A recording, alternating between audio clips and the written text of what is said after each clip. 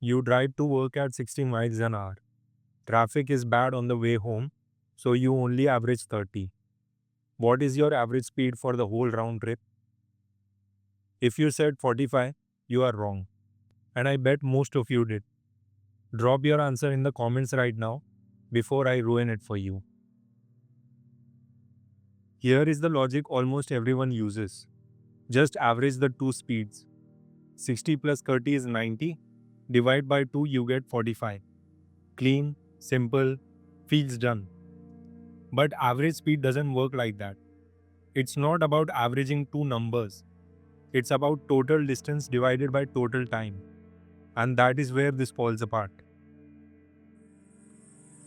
Here is a thing people miss. You don't spend equal amount of time going each direction. You are longer on the road at 30 miles an hour as compared to 60. So the slower speed must count for more, not get treated equally in a simple average. Let's work through the numbers because once you see it, you will never fall for this again. Let's say each leg of the trip is 60 miles. Going to work at 60 miles per hour, that takes exactly 1 hour. Coming home at 30 miles per hour, that same 60 miles now takes 2 hours. So the total distance traveled is 120 miles, total time 3 hours. That gives you 40 miles per hour, not 45.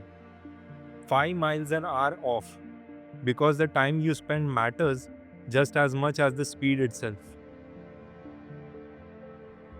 Think of it like this. You spend twice as long crawling at 30 as you do cruising at 60. That slow stretch drags the average down harder than a simple midpoint suggests. Because it's not just a number, it's time. This is actually called the harmonic mean. And there's a neat formula for it. 2 times A times B divided by A plus B. Plug in 60 and 30.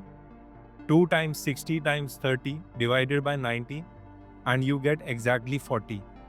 Same answer every time for any two-leg trip like this. A quick test. If one leg of a trip is 10 miles an hour and the other is 90, is the average 50? No, way lower.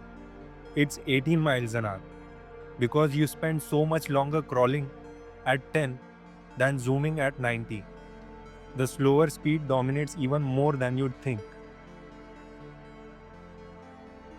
This trap shows up everywhere once you know to look for it.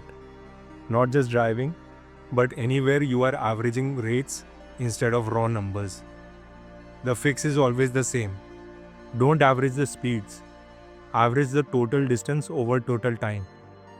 If this messed with your head, consider subscribing. Comment your answer to the 10 and 90 challenge below, and I'll see you in the next one.